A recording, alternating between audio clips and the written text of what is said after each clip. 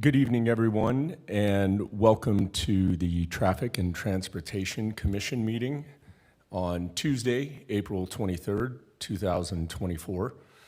I am Heath Patton. I am chair. We will call to order this meeting and do a roll call of our commissioners, starting with Jason, please. Here? I don't know. I don't know. Just state your name. Oh, Jason Sperling-Reich.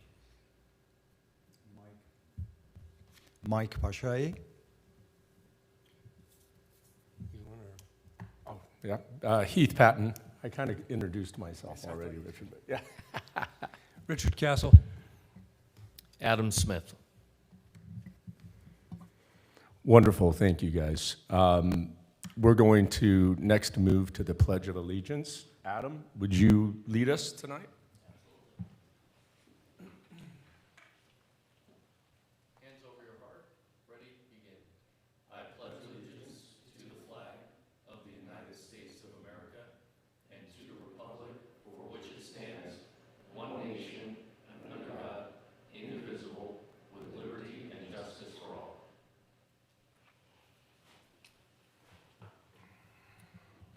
Wonderful. Thank you for that. I need to get a motion for the approval of the agenda, and we do have some staff edits as well. So moved. Yes, Chair. So there is a minor typo on item number 1 in the subject line, misspelling rescinding, which will be corrected in the minutes. Got it. Wonderful. Is that it, Trev? Correct. Wonderful. Okay, great.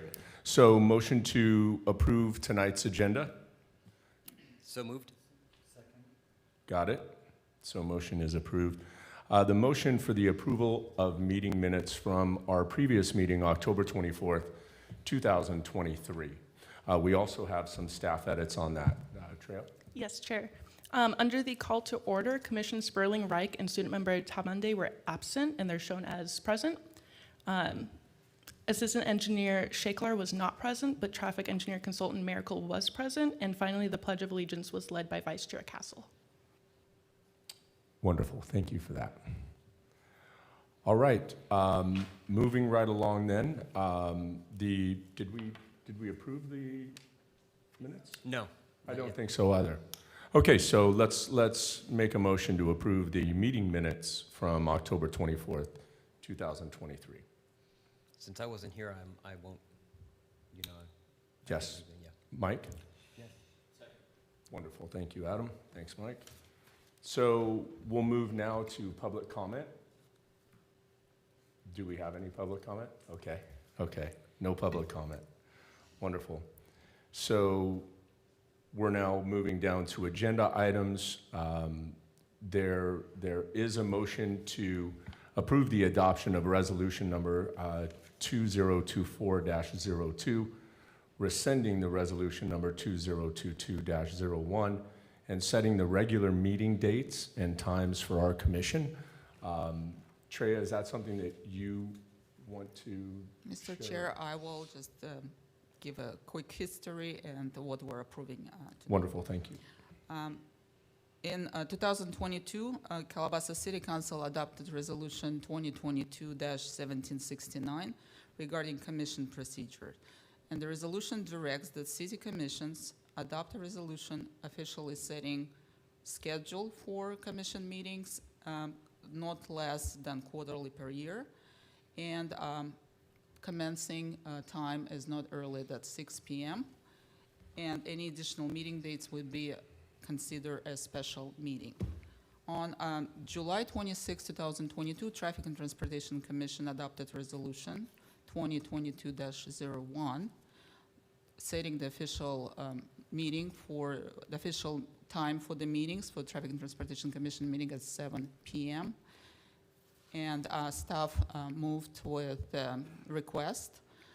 But the Traffic and Transportation Commission meeting at the last hour, October 23 meeting, asked if the meeting time can be moved to 6 p.m., changed from 7 p.m. to 6 p.m. And this is the resolution that you have in front of you that is prepared for your review.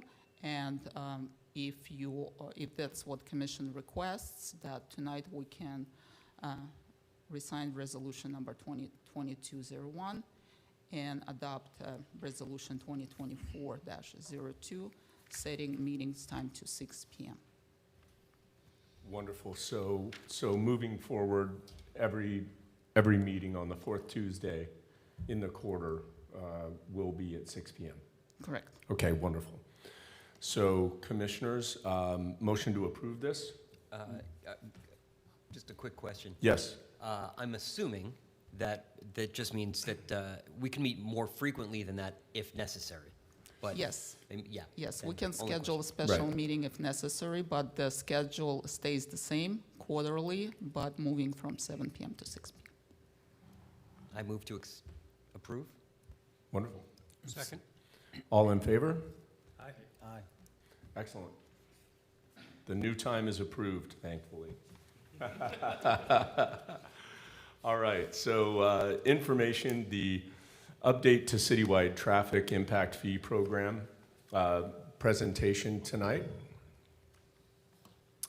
Thank you. This will be my item, Chair and members of the commission.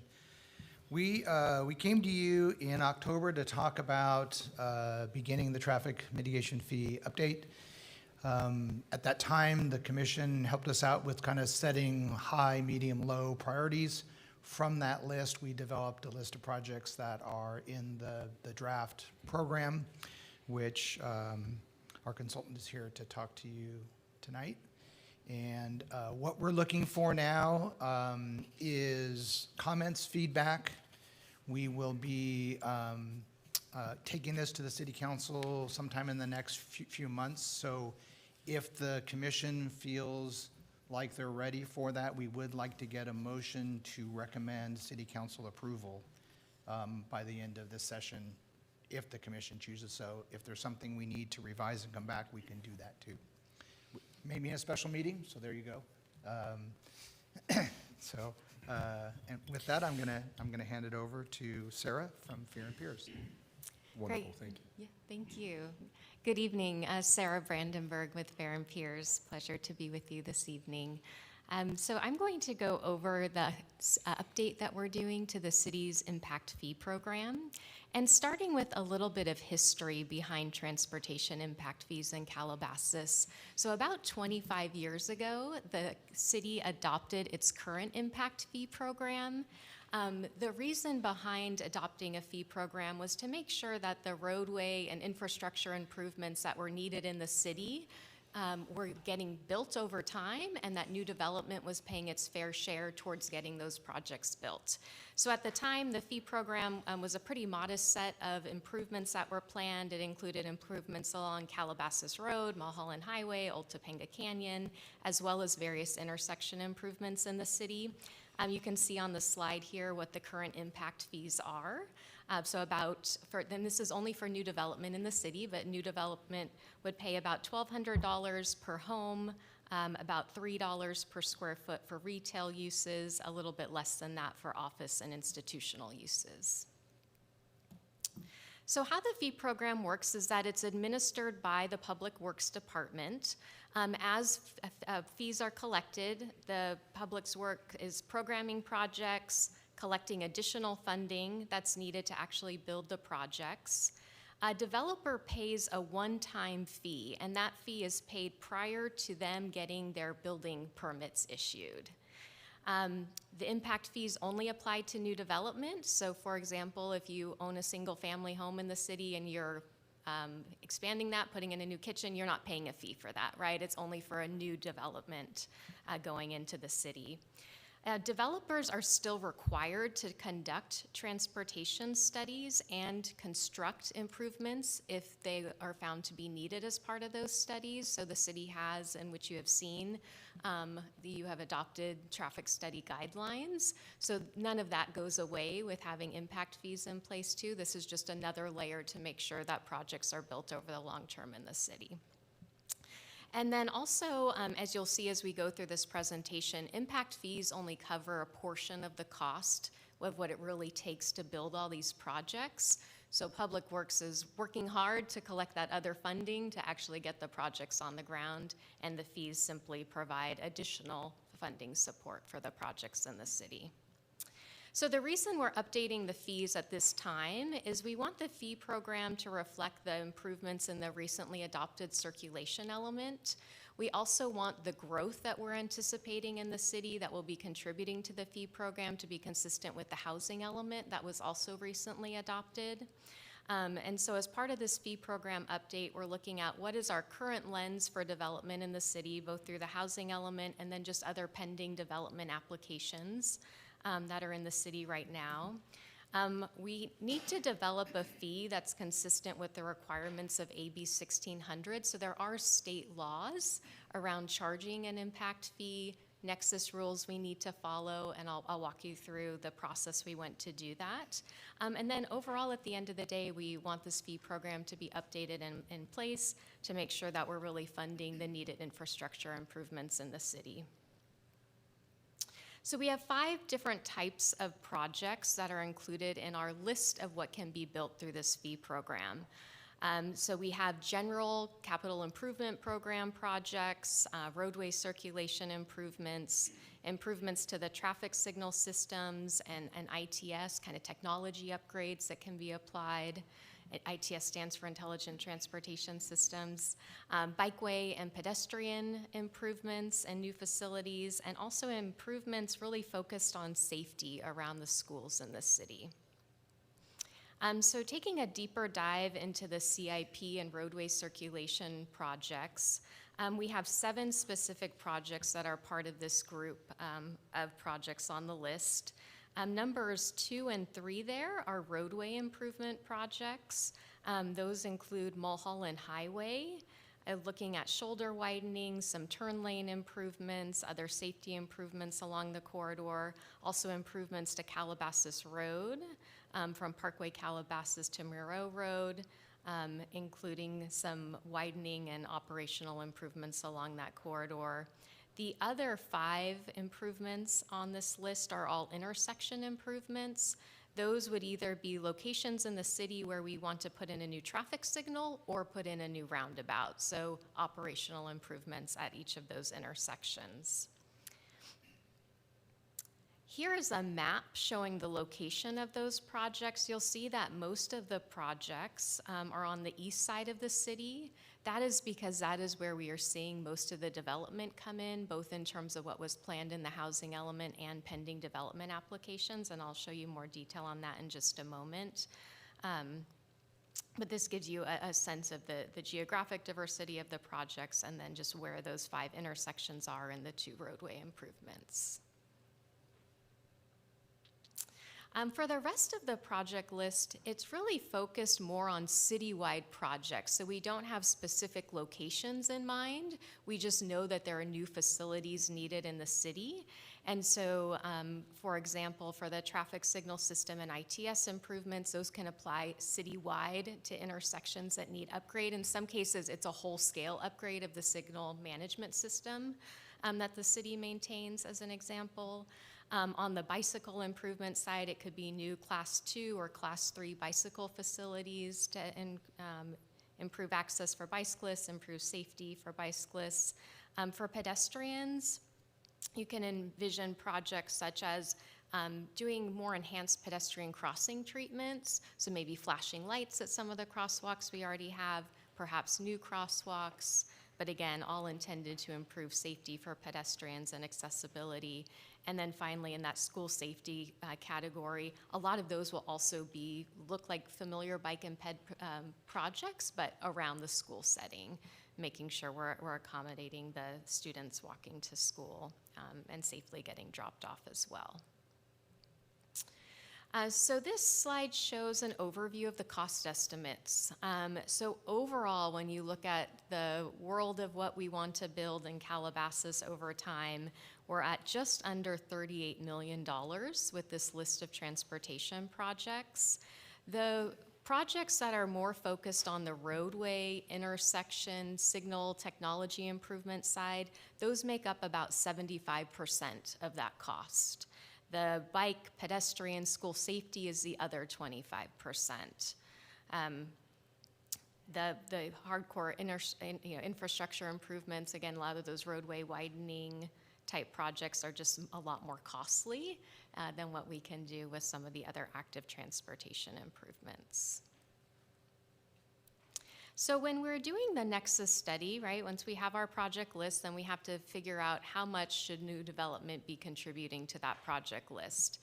And so doing a nexus study is really just establishing the relationship between the new development coming in and the projects you want to build and what can their fair share be. So there's 4 steps that we go through. The first is we looked at what is the planned land use growth in the city. With that planned land use, how many new daily trips do we anticipate, cars driving on the city's roadway network? What is that resulting increase in travel demand on the projects that we want to build, right, at those specific locations? And then what is the fair share calculation? So I'll walk through each of these in a little more detail. This slide shows anticipated growth in the city. This includes both housing element sites. There are 12 of those. There are also 7 pending development project applications. Right now, all of the pending projects are on the east side of the city.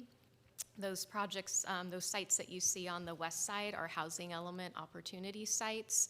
And just to note too, there's a little bit of overlap between the housing element and pending projects. There's 2 pending projects that are consistent with your housing element. So there's, again, a little bit of overlap on the east side there. But overall, when we look at growth that's anticipated, it's a little over 1,000 housing units, 260 units of specifically senior housing, 96 accessory dwelling units, and then some growth and pending projects that are applicants that are being reviewed right now with auto dealership, medical office, commercial retail space.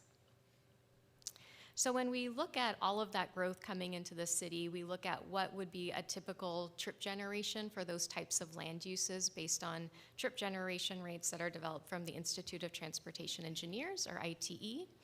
And overall, we're expecting about 8,600 new daily vehicle trips in the city generated from that development. You can see over half of that is from more pending development applications that are into the city right now. A little less than half is from the remaining housing element sites.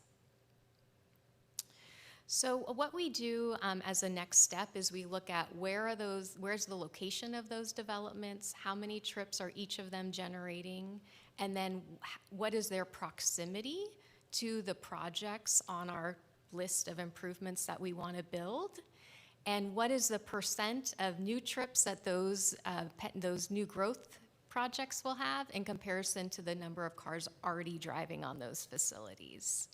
And so when you look at these percentages here on this slide, it's really that percent fair share of new development in comparison to all of the travel already taking place on those roads, right? We can't charge new development more than its fair share of what it's contributing in terms of that future impact. But you can see overall, new development on average is responsible for about 11% of the cost of our project list, so about $4.2 million of the nearly $38 million. And you can see how that varies a little bit between the roadway and intersection improvements and then the citywide improvements. What we did to calculate the fair share for the citywide improvements is we looked at, well, what is the fair share for those specific locations we know in the city, those list of 7 projects that we showed on the map, and then we took a weighted average of that, and that's how we got kind of a fair share citywide distribution of the 12%. So the next step is we know what the cost should be that new development is contributing, again, about that $4.2 million towards building new projects in the city. We know that the daily trip growth is about 8,600 new vehicle trips across the day, and then we can calculate what is that average cost per daily trip. So that comes out to $489 for every new daily trip that a developer is generating. That is what they would pay into the fee program. And so to simplify this, what we do as a final step is we equate this to different land use types in the city. So kind of going back to what do typical developments generate, we can tell you what that means for a single family home versus retail versus office. Before I show you that final calculation, there are a couple of legislative changes that have happened in the last couple of years that we needed to consider in the fee program update. One is Assembly Bill 602. What this did is it said that we need to charge a fee for residential uses based on the size of that unit. In the past, it was very typical. The city's fee program, any fee program I've worked on, you just pay per unit. And now the state is saying we should really consider the size of that unit, with the idea that if you have a larger home, you may have more people living there, maybe more household services, you should be paying a higher fee. And so I'll show you how we made that distribution based on housing size in just a moment. And then the second piece of legislation was Senate Bill 13. This was legislation focused on accessory dwelling units. And it was saying that you can charge a fee for an ADU as long as it's at least 750 square feet. And that fee should be charged in proportion to what you would charge a house on that site. So for example, if you had a 4,000 square foot home, and that homeowner was wanting to build a 1,000 square foot ADU, they would pay a quarter of what they would have paid for that single family home. So here are the resulting fees for residential uses. And so you can see here how we broke them out into size increments. So for single family homes, we have a fee ranging from less than 2,000 square feet to all the way more than 4,000 square feet. What we did to establish this fee is we looked at data from the National Household Travel Survey and American Community Survey, looking at how many trips are generated based on household size. And then we looked at development patterns in Calabasas. So over the last 10 years, a median-sized home that was being built in Calabasas was about 3,500 square feet. And we said that's our typical size. That's why you can see that circled in purple here. That $4,600 fee per dwelling unit would kind of be what we would have charged if it weren't for this legislation throughout the city. And you can see how we tiered up and down from that based on unit size. So you're going to pay a little bit more if you're over 4,000 square feet, a little bit less if you're in that 2,000 square foot range or less. And then similar process we went through on the multifamily side, just given that the sizes don't range as much. We only have 3 size categories for multifamily, so either less than 1,000 square feet, between 1,000 to 2,000 square feet, or greater than 2,000 square feet. So a median size multifamily home would pay about $2,200 per unit. And then again, ADUs are proportional to the size of the unit already on that parcel. And these are the impact fees for the other commercial uses. So for hotels, lodging, it would be about $3,900 per room. Retail uses are $12.67 per square feet. And you can see from there, office and institutional is a little half than retail. Light industrial, medical, and light industrial is a little bit lower, and medical office is a high trip generator. It's higher. And I'm showing you certain land use categories tonight, but the benefit of having the basis of the fee be on a per trip basis, it means that if any unique use were to come into the city, that use would be most likely, at least doing a trip generation study, we would be able to assess the number of daily trips, and we could equate that to what the fee should be. So this just gives you the fee for typical land use types. Also to point out, these are the fees for year 1 of the fee program. We are recommending that annually you escalate the fees based on a construction cost index that is published nationally to make sure that the cost of building these projects is keeping up with inflation. And that developers are, that cost increment is increasing over time. And here's a quick comparison to the original impact fee program. So you can see for a typical single family home, the fees would be about 4 times higher, going from about $1,200 to $4,600, about $2,200 for multifamily. And then on the retail side, kind of a similar scale of increase, going from $3 per square foot to about $12.50 per square foot. And then about a doubling of the cost on the office side. So one thing to keep in mind in terms of these cost increases is that the current fee program is it's pretty old, right? And these don't reflect an increase for inflation over time. And so we would expect that the cost to build things has gone up a lot. We expect the cost of the fees to go up as well. The other thing that I wanted to add to that was development up until the last 5 or 6 years was also paying into the bridge and thoroughfare districts for the different Caltrans freeway interchange projects. Those have all, and Tatiana, you can correct me if I'm wrong, those have all been paid and built, so I don't believe we're charging those fees anymore for new development. So they were paying more than just the city traffic mitigation fee. They were also paying into the bridge and thoroughfare districts.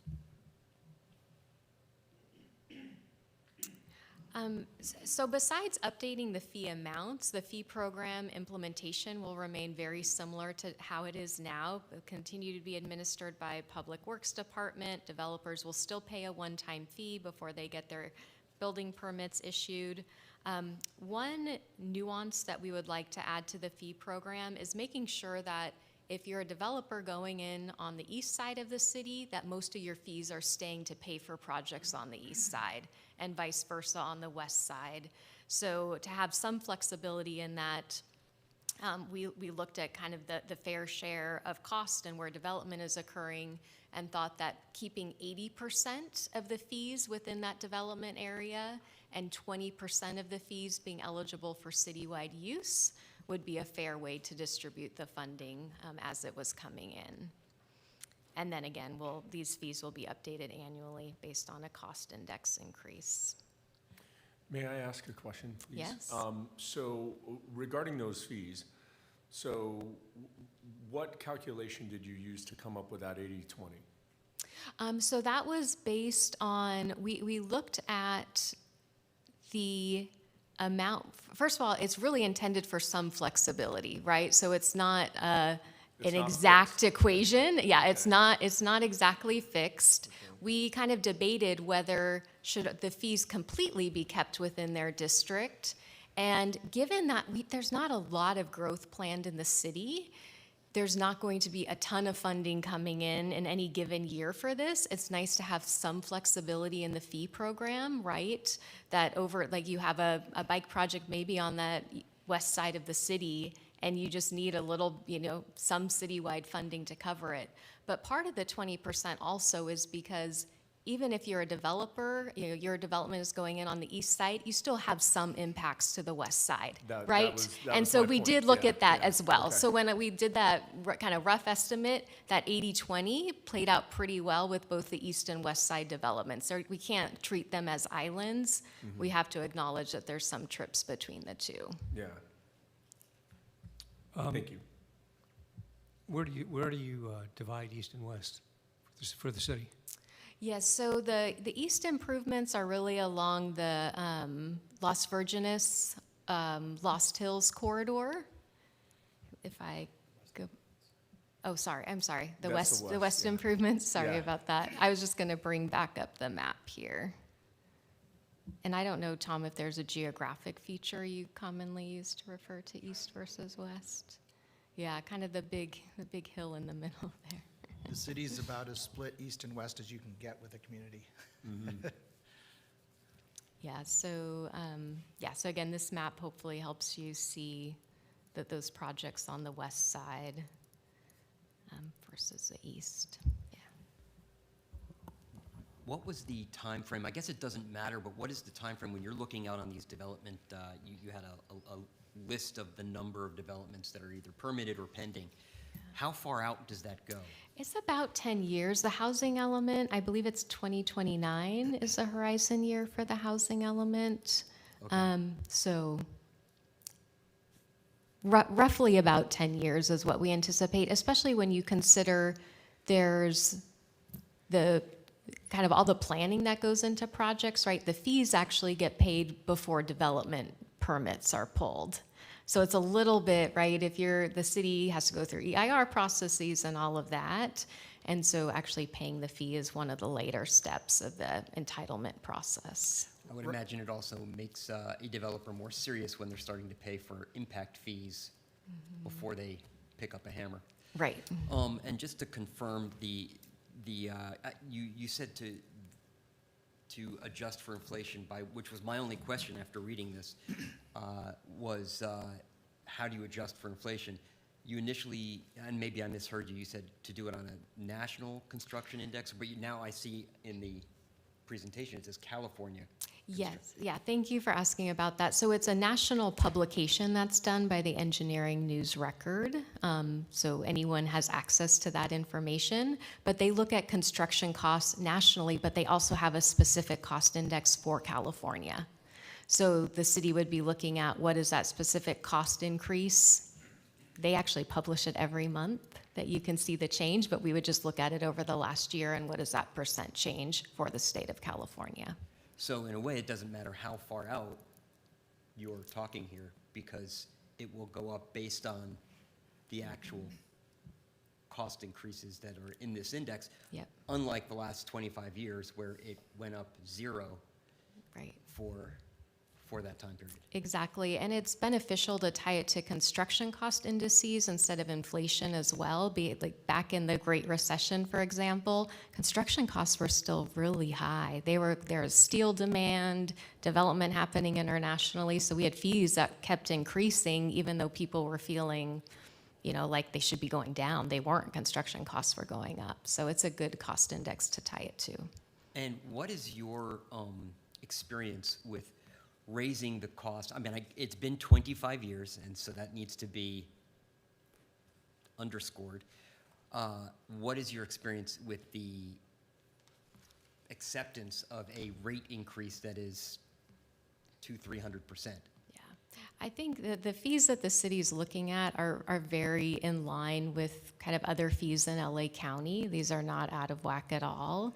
And my experience in working with developers is they just want assurance that what they would rather have an impact fee program and know what those fees are up front versus some cities just really negotiate project by project, right? And like we said here, they're still gonna have to do a traffic study. There may be other things the city asks for, but you're not starting from a blank slate every time. And so I think that assurance is really what they're looking for. And finally, as those years tick by, when does this get reviewed again? And I asked that for, we have this thing happening at the Commons. What happens when we kind of look back and go, well, actually, we thought it was going to be 8,600 additional car trips. Well, it's actually 10,000 additional car trips. So the impact fee might have to rise faster than we thought. Right. So the impact fee can be it can be looked at again kind of as soon as the city wants to, right? And Okay, in so my it's a city thing. experience, yeah, so there's really no set time on this. The All right. benefit of not having that is it just gives you flexibility. It could be that you have a lot of development over the next 5 years, and in 5 years you want to take another look at it, Okay. right? So yeah, my experience, it kind of ebbs and flows in terms of urgency of updating it based on what's happening in the city. Yeah, and to add to that, it also depends on the projects. So like right now, our traffic mitigation fee program, almost all the projects have been done. So like that is a huge impetus to get a new project fee going. So we look at a combination of those things, what development has happened, what fees have come in, what have we built on the project list. Because if we need a new project list, so for instance, if we do a general plan update again in 5 to 6 years, we'll probably want to update the fee again because all the housing numbers will be different. Got it.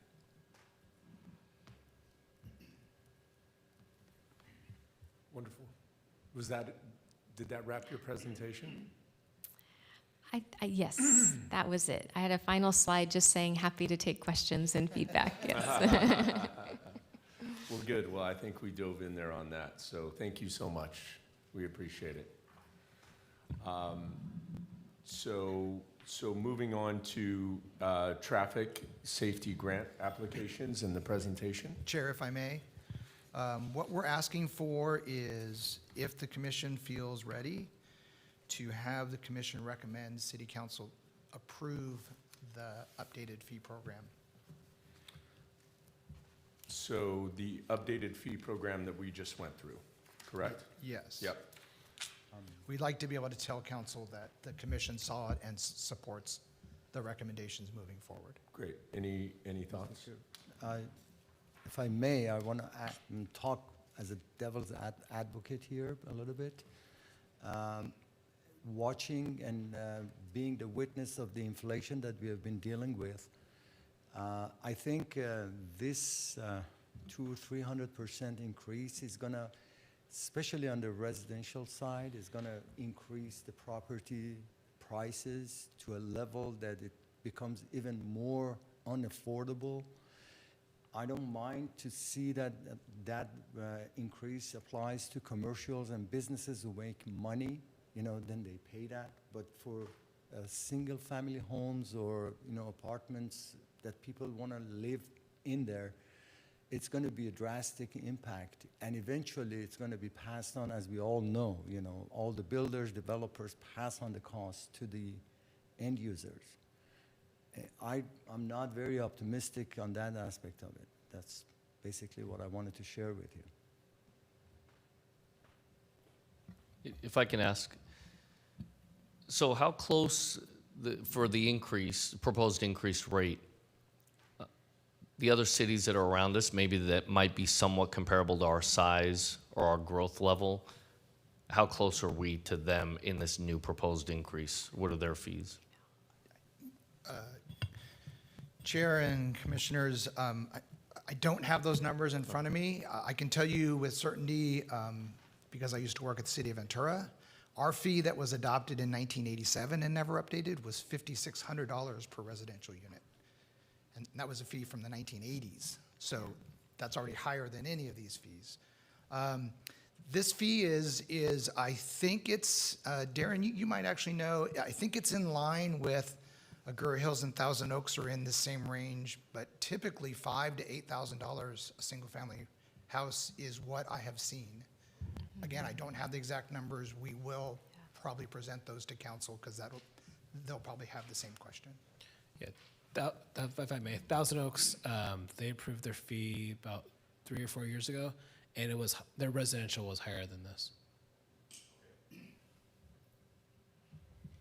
If I could just jump into Commissioner Pashai, that's a great comment about the increase.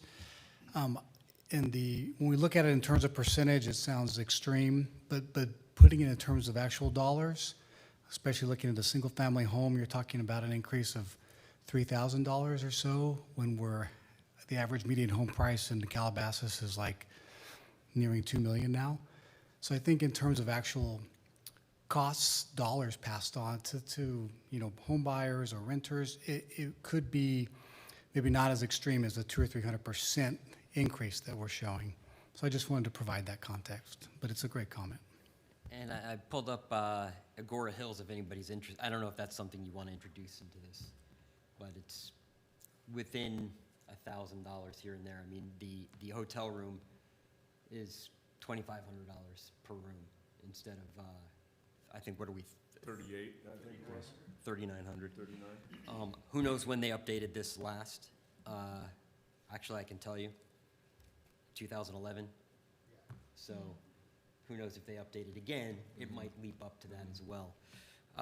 The single-family home was 3,094. So again, 2011. Did they have square footage on that? It does not look like they do, no, Okay. not at all. Okay. And that might be due to the state bills being, Sure. Right. yeah. And out of curiosity, that daily per car, the average cost per daily trip, is that for every single 8,616 Yes. for just the first year? No. It's a one-time fee. Okay. Yes, got it. one-time fee. You don't get charged every Just year. the first day Yeah. you drive. Yeah. Yeah. What if you take a taxi that day? I mean, that's what I would do. The taxi still drives the way. Any other thoughts, commissioners? No? Gentlemen, no? I mean, I think at least for me, you kind of played devil's advocate the way I did. Those were, I don't know that people who are living unless they move within Calabasas and build a brand-new project, will ever see these fees. Right. So, as far as acceptance, as far as public acceptance goes, it would be more developer acceptance that you'd have to. Yeah, but we are potentially looking into some development projects and right here at Commons, a big one. So those would be directly impact the price level, Yeah, and if I can say, I think that's great that you brought it up, but those projects are going to create a much bigger demand on the roadways. There is going to be widening required. It's going to affect the on-ramps and off-ramps coming in. So I do see it as useful for that, even though I get what you're saying with a renter that just wants to come in. But I would hope that, I like the idea. I think you guys have done incredible work with this presentation, and to me, it sounds appropriate, and I like that the fee is upfront to the developer. As far as ending up with the end user, I think that was a great point. But I think that the price would land where it would be reasonable for people to live there, or they wouldn't pay that price, is kind of how I feel. Yeah, the impact, that's a very good point, Commissioner. The impact's going to be felt regardless. So, if no one else on the commission has anything to say, then I would make the motion that we approve this to go to City Council. Yeah, I just have one quick question, and it's a clarification. This looks great, as you said, a lot of work went into it. Is there ever a point where you kind of go back and review, like, yeah, well, we said 8,600, and it isn't, it's 7,000, or it's 10,000? Is there room for that, or is there a structure for doing that? There's certainly a status update that the city can be providing, right? This is really us putting on our kind of future forecast. How much growth do we think is going to happen based on what we know today? That could change over time, but what the city will know as soon as the fee program is adopted, they'll be keeping track of, here's a development that came in, here's how many trips it was, here's what their fee was, right? So there will be a recording of that. So if you wanted to say, we'd love to hear in 3 years, how the fee program's going, how much growth has there been, there will be accounting of that. Yeah, I guess it's more a matter of, when you have a forecast, you always go back and look and say, well, we were close, we weren't close. Exactly. We have to, Yeah, and usually in fee programs, the way that that's done is just how much money are we collecting, right? Because that tells us how much growth there is, so we can certainly report the trips and the development that occurred. But for, Tom and Tatiana, they're thinking, hey, how much funding are we having? Are we getting enough to build projects? If that's lagging, it's really a function of growth coming in. But if that's coming in faster, that must mean more growth is happening in the city. So yeah, we can definitely go back and look at that. Yeah, I guess I meant because, you're hinging some of these figures on that 8,616. So what happens if it's 4,000? What happens if it's 20,000? Exactly. How do you measure that? So if only 4,000 of those trips occur, it means that less development happens. So the city's going to collect less funding to build projects, right? That 4.2 million that we said is the projected income that you would get from new development. You wouldn't get that much. If the trips are higher, it means more development is coming, so you'll get more funding to help build those projects. Could it not be that the development occurred anyway, you got the funding, and people drove more?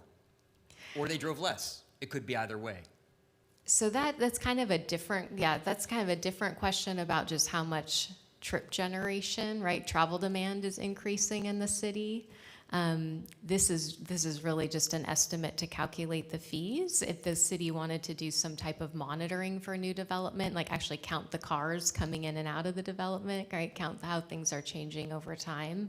That's something that could be done, but typically not done in the context of a fee program. Right, that would be conducted from the city. Okay, got it. Oh, I see. Yeah, okay, got it, yes, okay. Okay, wonderful. Well, Commissioners, I'm going to make a motion to escalate the citywide traffic impact fee program to City Council. All in favor? Aye. Aye. Chair, I don't know if we had a second. Oh, I'll second. Thank you. All in favor? Aye. Aye. It's unanimous. Wonderful. Thank you. And thank you for your presentation. We appreciate that. Next item on the agenda is the traffic safety grant applications, and we've got a presentation with that as well. Darren and Treya will present on this item. Wonderful. Thank you, Tatiana. Good evening. The City of Calabasas Traffic and Transportation Commission and Chair Patton. For the record, my name is Darren Arietta. I am the Senior Civil Engineer for the City of Calabasas Public Works Department. I'm joined with my colleague, and I'll have Treya introduce herself. Good evening, Commission and Chair. My name is Treya Bezdesian, and I'm an assistant engineer. Treya and I are here to talk about the traffic safety with Vision Zero and Safety Action Plan and a grant opportunity we may have. What is Vision Zero? Vision Zero is a strategy to eliminate all traffic fatalities and severe injuries for all users of the roadway. When I talk about all users of the roadway, I'm talking about pedestrians, bicyclists, motorists, and all other categories of someone using the roadway. Vision Zero began in Sweden in 1997. 20 years after the country adopted the Vision Zero plan, number of pedestrian deaths cut in half for the entire country. Since 1997, numerous countries, including the United States, have developed the Vision Zero program or plan. The Federal Highway Administration has adopted the Zero Death Vision, or Vision Zero Action Plan. They call this plan the Zero Death and Safety System. The Zero Death and Safety System was founded on the principles that humans make mistakes, and the human body has limited ability to tolerate crash impacts. The belief is that those mistakes should never lead to deaths. There are various approaches the Federal Highway Administration is trying to create a safe system. For example, safer vehicles, post-crash care, safe speeds, safe roads, and safe road users. As a city, we can affect two of those: safe road users and safe roads. For safe road users, we can educate the community on how to navigate safety elements within the city. For example, rectangular rapid flashing beacons and roundabouts. We can educate the children in our community the importance on safety helmets while riding a bicycle and obeying rules of the road. These are just a few examples of how we can improve the safety of road users within Calabasas. For safe roads, this is something that the city has a lot of influence in. What countermeasures we decide to use, what safety elements we decide to install, if we try to do traffic calming, and where we want bike lanes and pedestrian crossings. A thought that might be going through your mind and through your head would be, well, who has a Vision Zero plan? At what governmental level is a Vision Zero plan the responsibility? I spoke earlier about the Federal Highway Administration. They have a Vision Zero plan. Caltrans has a Vision Zero plan with the Vision Zero goal of eliminating all fatal and severe crashes by 2050. The County of Los Angeles has a goal of 0 traffic deaths on unincorporated county roadways by 2035. The record shows that on an average, about 35 people lose their lives in traffic collisions in the unincorporated county of Los Angeles on their roadways each year. The city of Los Angeles sees more than 200 deaths a year while people moving throughout the city. Their goal is to eliminate traffic deaths by 2025. According to the Federal Highway Administration, there are around 19 cities and counties within California that have registered the Vision Zero plan with the Federal Highway Administration. This is not necessarily all the cities and counties that have a Vision Zero plan, they're just the ones that have registered. Some small communities have registered their plans, such as the City of Alameda and City of Watsonville. The City of Calabasas in 2022 finished their first local roadway safety plan. The purpose of this plan is to do a systemic identification and analyze safety dilemmas, and to recommend safety improvements for those opportunity areas. The local roadway safety plan is intended to take a proactive approach in addressing roadway safety. The previous method, which the United States used for many decades, was a reactive approach. People complained about a roadway intersection, claimed it was unsafe. However, agencies did not take action until someone lost their life. We reacted based on the incident. Now the approach is be proactive. We can identify different elements that improve the safety of different road users, and we aim to improve the safety prior to someone losing their loved one. With the Local Roadway Safety Plan, we applied for a grant with the Caltrans Highway Safety Improvement Program, HSIP, and was awarded a grant to improve traffic and transportation safety within the city of Calabasas.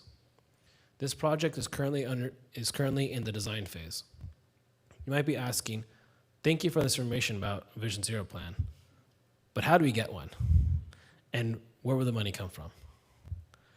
Trey will be talking about how the Public Works Department proposes to create a safety action plan with Vision Zero elements. A safety action plan is a comprehensive plan aimed at reducing and eliminating serious injury and fatal crashes affecting all roadway users. This includes active transportation users and vehicular traffic, as Darren was mentioning before. The Safe Streets for All grant program is guided by the Safe System approach, utilized by the DOT to create a shift in approach to safety on roads. This requires safer roads, safer vehicles, redundancies in safety, proactive efforts, advocacy, industry, and the general public. SS4A has two different paths, planning or implementation. Planning is the work that goes into collecting data and seeing what needs to be done and what the community wants to see in their community. Implementation is bringing that to life through a capital improvement project. At this point, the city does not have an action plan, so staff will apply for funding to develop one. Staff will also be applying for demonstration and supplemental activities under this grant. There are 8 components to a DOT action plan: leadership commitment and goal setting, planning structure, safety analysis, engagement and collaboration, equity, policy and process changes, strategy and project selections, and progress and transparency. This plan will provide a holistic and evidence-based approach and create a foundation for future projects.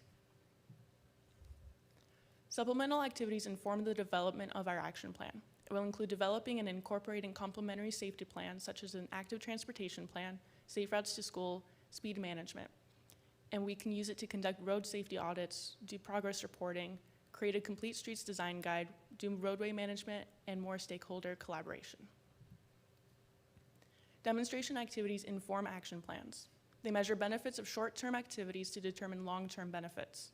This can include quick build activities, traffic studies, and pilot programs.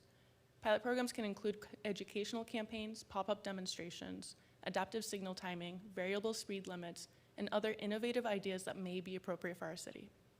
The city will be applying for numerous demonstration activities, including temporary roundabouts, temporary Class 4 bikeways, pop-up events, and a mini grant competition. This grant program also offers the opportunity to apply again once a safety plan has been created for implementation of the plan. This will include additional demonstration and supplemental activities identified by the plan, as well as the design, development, and construction of the capital improvement projects recommended.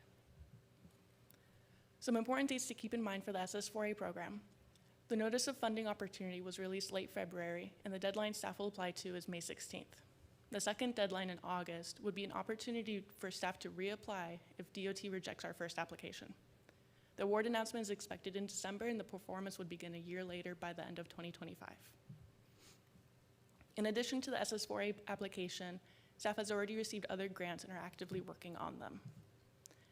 As Darren previously mentioned, we are in the design phase of a project awarded funding by the Highway Safety Improvement Program. In March of last year, we secured the funding and entered into an agreement with Caltrans in October.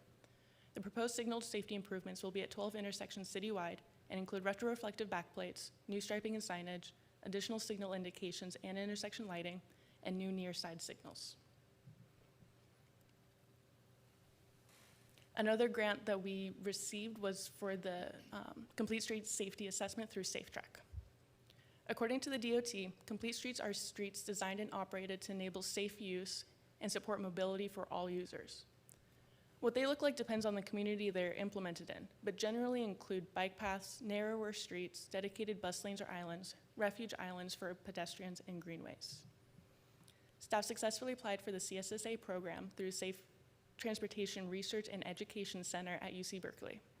This program provides Calabasas with the opportunity to have a team of safety experts conduct a complete streets assessment on a specific area in the city. Staff identified the Mulholland corridor between Old Topanga West and the East City limits for focus on the study, and we are requesting additional areas for study.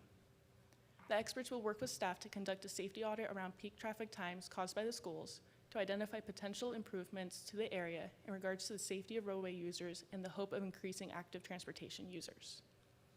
Existing conditions include Class 2 bike lanes, a mid-block crosswalk, and on the west end we have the new signal and crosswalk from the current Mulholland project. Staff had the kickoff meeting with the Fair and Piers and Safe Trek team last week. The audit will be done in May before school ends, and we expect a complete report in August or September of this year.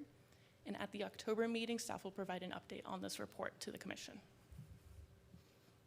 And this is an informational item and requires no action from commissioners, but if commissioners have any questions for us, please feel free. Wonderful. Thank you, Treya. Thank you, Darren.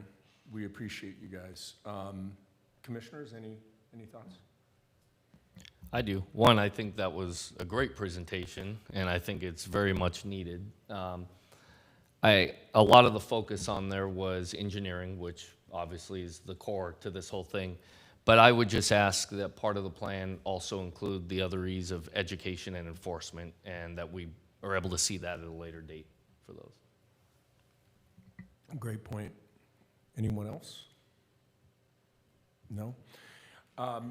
Treya, I have a couple of quick things. So the two phases of the grant process that you had mentioned, obviously there's an initial process and then there's the implementation of concepts once complete. Is that under the CSSA or is that under Vision Zero? It's under the Safe Streets for All grant. Safe Streets, got it. Correct. That's what I missed, thank you. And those submissions, those grant submissions are due May 16th, which I'm assuming we're in the process of. Correct. And then if denied, a second opportunity in August. Correct. Copy that, thank you. All right, thank you so much.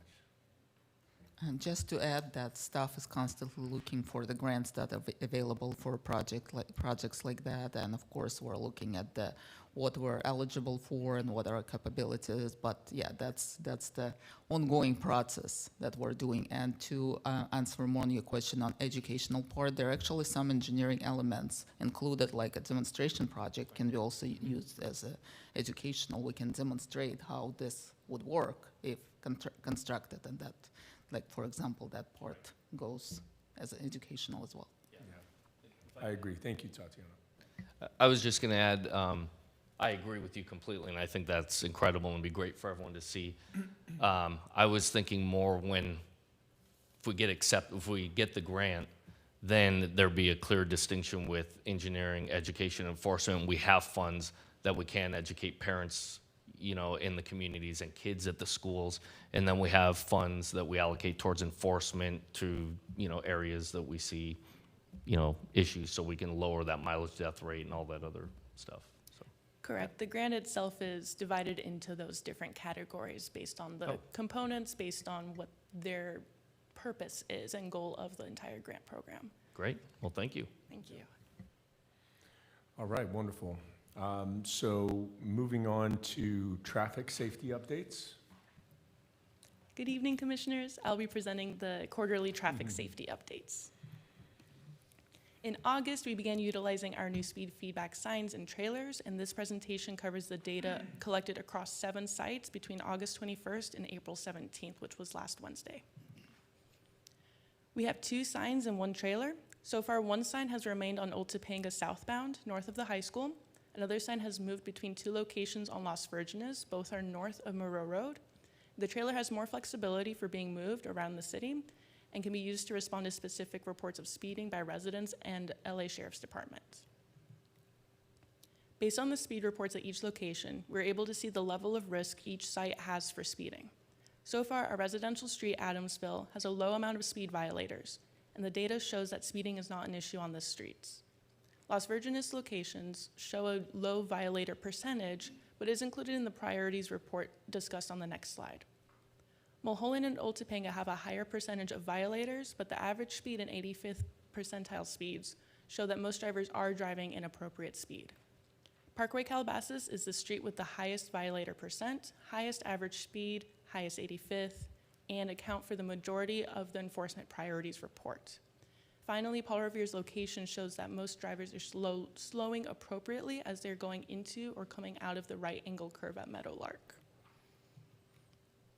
This slide shows the enforcement priorities report by time of day and day of week, with a number indicating the 85th percentile of violators. All of the data, except the 2 starred, are on Parkway Calabasas. The 2 starred boxes are on Las Virgenes and Saddle Ridge. By providing this to LASD, they can prioritize when and where to have officers to cite speeding. And then the star is a little small, but 2 o'clock on Friday and 4 o'clock on Sunday, and those are AM. During this quarter's meeting with Sergeant Ahrens, staff discussed these enforcement priorities. There's nothing significant to note about the school area traffic, but LASD did report bringing on more motorcycle deputies that will remain dedicated to the Calabasas area. Staff reported complaints at Parkway Calabasas and Park Granada. Treya, may I ask a question? I don't want to interrupt your presentation, but very quickly. So what was the communication between the Sheriff's Department in bringing on an additional cyclist, motorcycle sheriff deputy? So there's been a lot of shifting. Some of the deputies that we had have left, and we were down to 1 sheriff's deputy on a motor cop. One is currently in training, and 1 is about to be transferred. So we had our meeting last week, and that's what Aaron's reported was in the next few months we should see our full list of 3 dedicated deputies on the motorcycles. That's perfect. Thank you for that. And then this was the end of my presentation. No additional So fiscal impact. the timing was somewhat good. Thank you. It was perfect. Thank All you. right. Couple questions, Trey. The additional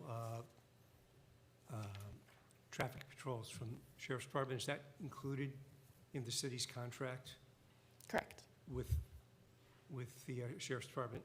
Correct. And what was your reference to the 85th percentile? What do you mean by that? I think Tom can explain what the 85th is a little bit more concisely than I can. Thank you, Treya. Chair and members of the commission. For those of you not familiar with how speed limits are set and are required to be set currently by state law, we set speed limits based upon the 85th percentile of what drivers are driving as a place where we start for those limits, and then we can adjust it based upon collision history and a bunch of other things. There's actually later this year, maybe not at the October meeting, but probably at your meeting beginning of next year, we will probably be in a position to come back with recommendations for new speed limits across the city, and I'll explain a lot more how speed limits are set. There's been a lot of changes in state law in the past few years that allow more flexibility for local agencies. There's actually a pretty significant change happened at the federal level with their manual on uniform traffic control devices that's going to influence how speed limits are set in California eventually. So there's a lot of activity in that area, but traditionally the 85th percentile is based upon the concept that people drive in a safe and reasonable manner. In my opinion, that concept comes from vehicles that are from the 1950s and 60s, and if you've ever driven one of those, they are much harder to drive in a safe and reasonable manner at the speeds that people drive today in cars that are much more predictable, have much better gear, and are built to withstand the collisions. So that concept has changed, and the traffic engineering and traffic safety industry is beginning to recognize that we need to think about it in a completely different way.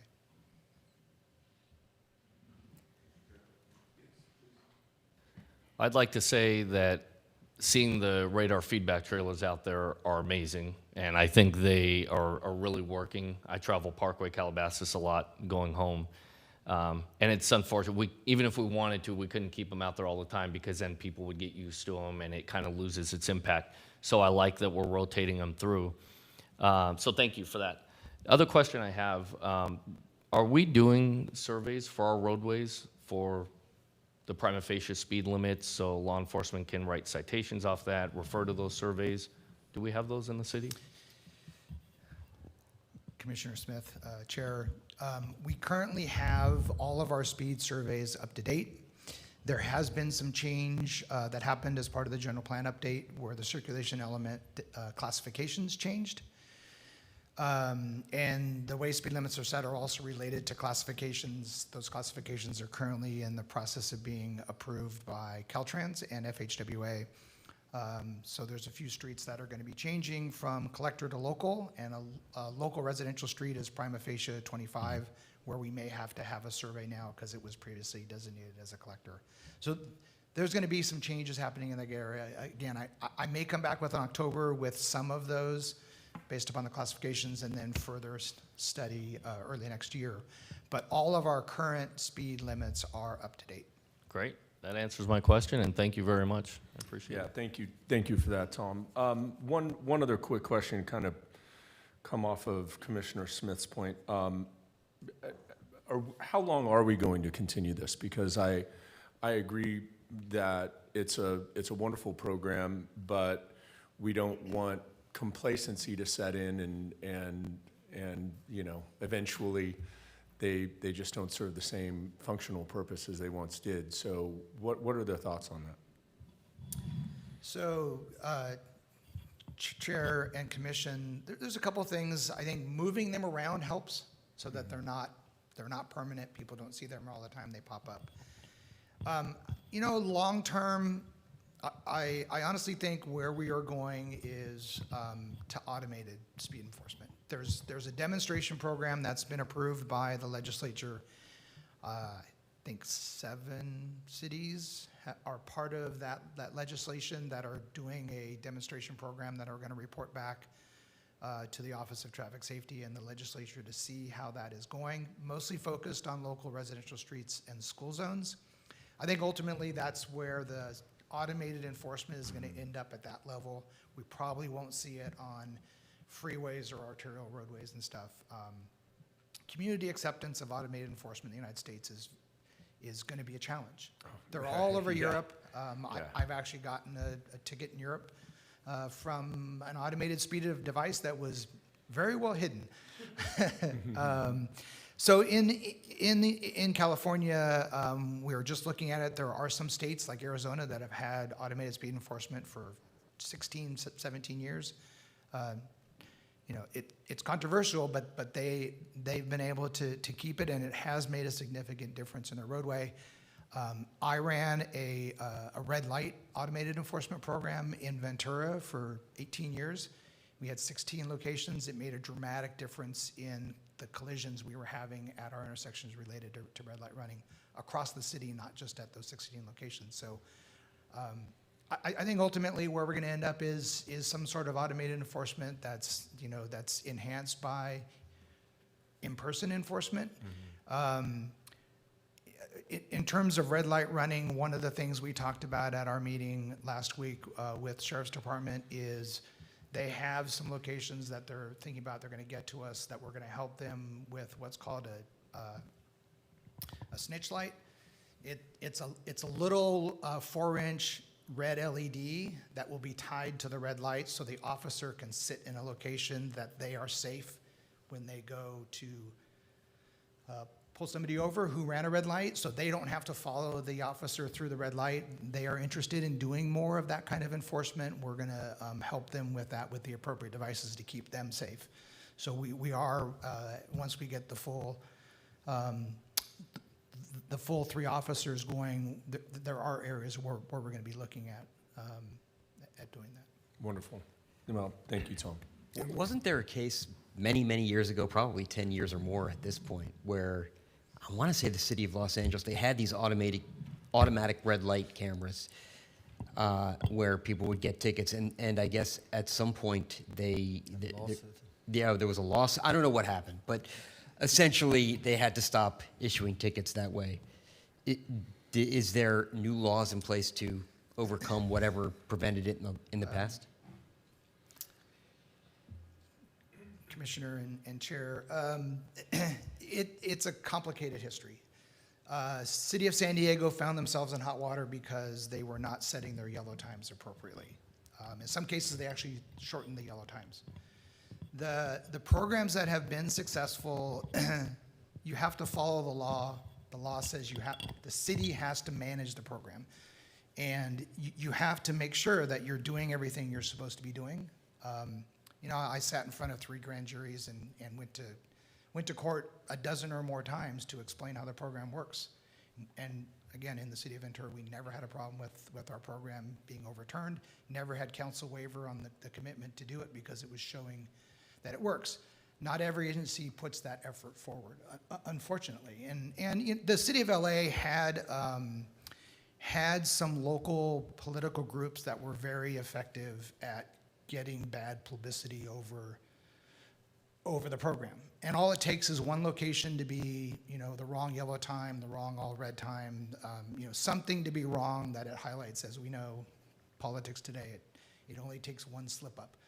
So there's nothing about the legislation that really needs to be enhanced. It's just about how you do the program and how you carry it out, and you have to be very precise and on top of how the program is run. The other thing that some cities got into that ended their program was they got into it to make money. And the agencies that still have it, they got into it to save lives. And that's your stated goal and when you do the program. So if you do the program with the right mindset and you're not thinking about making money, you set the program up to not make money. You set the program up to save lives. And I've done a lot of research in this area. I was actually on a national committee that put together recommendations for agencies that want to implement them. And that's kind of the key. You got to be doing it for the right reason, because then you set up your program for the right reason and it's hard to attack. Tom, I'm sorry, I have a quick question, if you don't mind elaborating on that technology about the LED thing that you said they put it under a red light for officer not to follow. Can you explain? Commissioner and Chair. So red light running traditionally is done, red light running enforcement is traditionally done by an officer having to see the red light when the person runs the light. But what that does is it puts the officer on the same side of the intersection, and if they follow that driver through the intersection, they are also running through the red light where cars may be going through and putting themselves and everybody at risk. So what this is, it is a small LED light that is tied directly, it's wired directly to that red light, but it's not facing the same direction. So for instance, at Parkway Calabasas and Calabasas Road, if you're going northbound on Parkway Calabasas to get on the freeway going south, and you want to go through, the officer wants to be maybe on the sidewalk on the other corner, so that if you go through, he sees you coming through. On that pole there'll be a little red light, or a little light that lights up red when the red indication goes. So if he sees that light red and you go through the intersection, he's going to pull out, go down the access ramp, and pull you over. And it puts him in a safe position, but he can testify in court. I actually saw him run the red light because I saw the red light, because it's all wired to the same thing. So no running red lights, Commissioner Pashi. Not anymore, not anymore. All right, moving on. So thank you, Tom. The next item on our agenda is the transit update presentation. Thank you, Chair, Commission. I will be providing the transit service update. Since August, there has been an average monthly ridership on Line 1 of 290 passengers and 1,900 passengers on the peak hour routes. Dial-A-Ride has had 22 new riders since our October meeting, and staff is working on hosting a transit class with the Senior Center in hopes to increase this number. In 2023, the bus shelter at Parkway Calabasas and Park Granada was destroyed in a car accident and was replaced in January. In January, we also replaced a missing panel from the shelter at Parkway Calabasas and Calabasas Road that had been broken by a downed branch after a storm. Per the 2023 zero-emission bus rollout plan, staff began to sell old shuttle buses that were no longer operational, and we're expecting to have a 5th bus retired before the new contract starts, which was on my slide, and I didn't talk about it. Proposals are due May 20th for our 2024-2027 transit contract, which will start July 1st. So we will have that 5th bus retired in time for July 1st when that contract starts.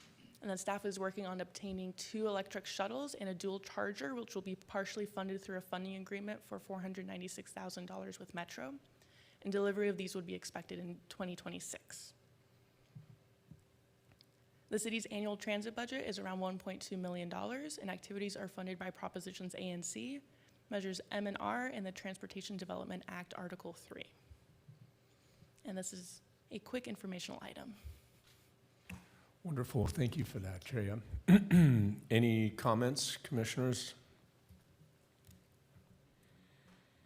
Wonderful. No comment? Excellent. Thank you. Next is our division report and current project updates.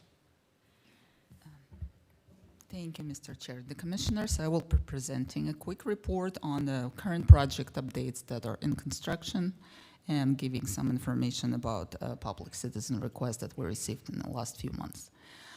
First update is an Old Topanga Road, Mulholland Highway project that I'm sure you've all seen, that been going through construction for quite some time, but we're in the last phases of the project. Contractor is working on the retaining wall, on the slope stabilization, taco mesh installation above the wall, and started grading for the sidewalk. So that is nearing completion, summer 2024, soon. Except for installation of the water valve. That work was postponed due to availability of the material, and we're working with the water district, and current schedule is probably going to happen closer to the end of the year, but of course we're working with the contractor and the water district to minimize the impact on traffic when the time comes. On the citywide Green Street project, which is located at the terminus, northern terminus of Las Virgenes Road, the contractor completed fine grading, sidewalk, driveway, curb and gutter installation for phase 1, which is closer to the cul-de-sac, and which they actually also completed work on the cul-de-sac. They also installed the ADA parking, and this is on the picture on the right. You can see that concrete slab that is that was poured for ADA parking, and worked on the LA County drainage facility access driveway. They are also started working on the keystone walls and ready to start working on more retaining walls on the project. They're already started and continue working on the trail and parking along the road and on the parking lots.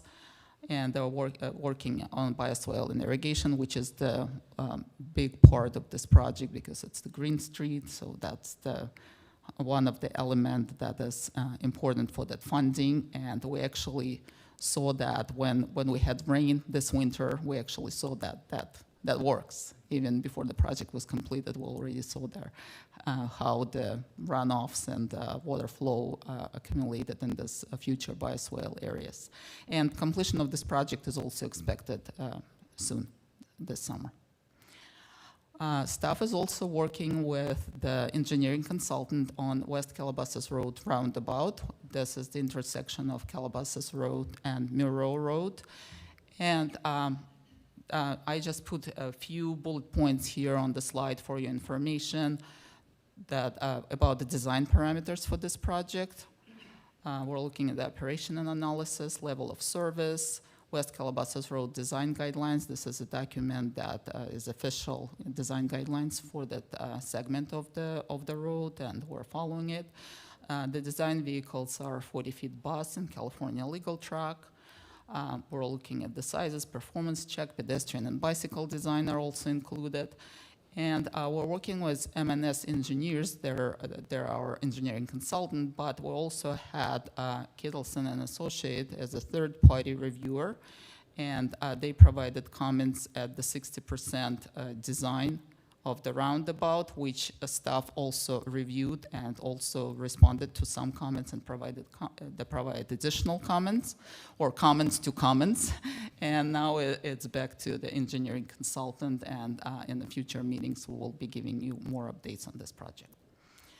And another thing I just forgot to mention on the Mulholland project, we are working on the next phase because technically Mulholland project design includes the entire stretch to the city limits, to the western city limits of the project, and we are working on the segment right now for the design, which includes from the Wild Walnut Park to Dry Canyon, Cold Creek Road past Viewpoint School. That will also include erosion control, slope stabilization, shoulder improvements, and some other improvements, right turn and left turn lanes. And the Public Works citizen request, I apologize, it's a little bit small, but it's pretty typical. We have, street lighting on the top of the list, and potholes, especially that's the season when people report such issues. But this is a report for 6 months, so that's half a year worth of data.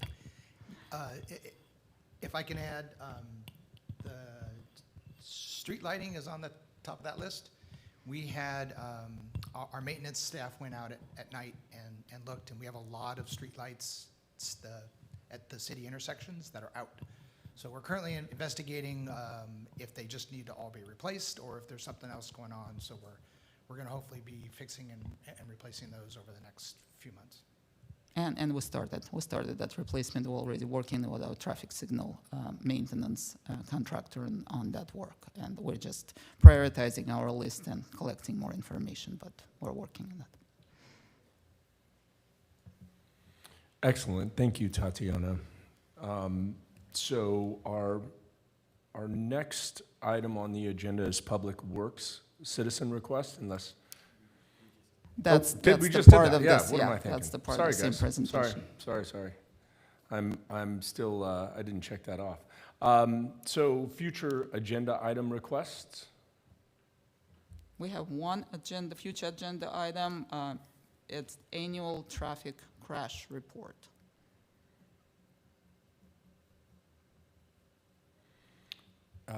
Wonderful. Who's going to? We'll have our traffic consultant, Mr. Miracle. Wonderful. Tom?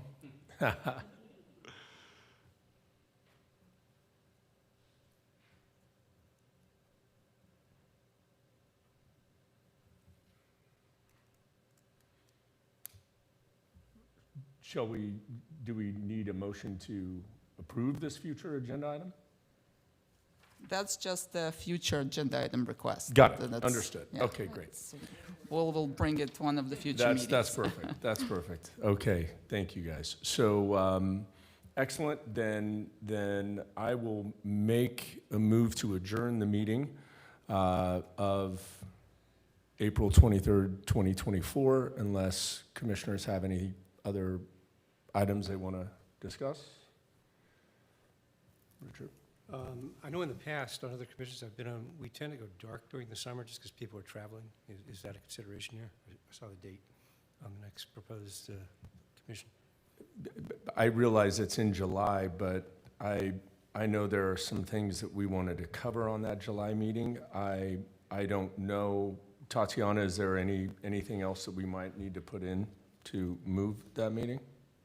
That's our regular scheduled meeting. That's the resolution we actually That we just had as passed. our first item that we will meet quarterly. So, sorry, Commissioner, no. Is there an opportunity, asking for a friend, their travel plans had been created before that date was told to me. I guess we have to let you know if we're going to do it remotely, there are certain rules to follow and certain guidelines and timelines that need to be addressed up front.